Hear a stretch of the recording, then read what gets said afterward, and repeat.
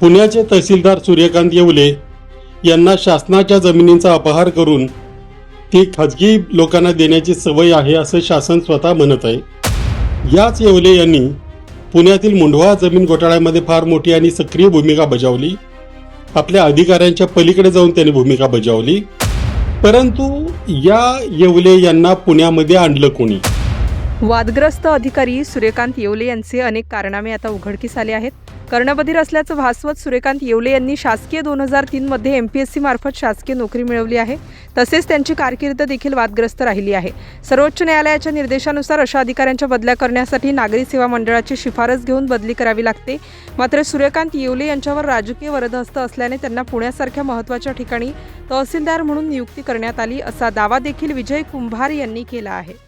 कारण या येवलेंचा जर पूर्वी इतिहास बघितला तर सुरुवातीला त्यांना 2001 सालची जे ते काही MPSC पास झाले त्याच्यामध्ये ते म्हणे कर्णबधीर या कॅटेगरीतून ते पास झाले. त्यानंतर त्यांना नागपूर विभागामध्ये सुरुवातीची सेवा देण्यात आली. सेवा करत असतानाच काही वर्षातच त्यांनी आपले गुण दाखवायला सुरुवात केली. त्याच्यामध्ये जमिनीचे घोटाळे आहेत. नागपूर भागातच कोतवाल भरती प्रकरणामध्ये प्रत्येकी काही लाख रुपये घेतल्याचा त्यांच्यावर आरोप होता. एका वेळेला तर त्यांना लाच घेताना पकडण्यात आलं. एवढे सगळं करत असताना त्यांना खास पुण्यामध्ये आणलं कुणी? कशासाठी आणलं? आणल्यानंतर जे काही त्यांनी इंदापूरमध्ये गोंधळ घातला, अनेक जमिनींचं बेकायदा वाटप, वाळू माफियांबरोबरचे संबंध आणि इतर अनेक प्रकार, त्याच्यामध्ये ते काही वेळा निलंबित झाले. असं असताना इंदापूरमध्येही त्यांना सस्पेंड करण्यात आलं होतं. पुण्यासारख्या संवेदनशील शहरामध्ये आणताना कोणता विचार केला गेला हे आपल्याला माहिती नाही, परंतु त्यांना पुण्यात आणलं गेलं.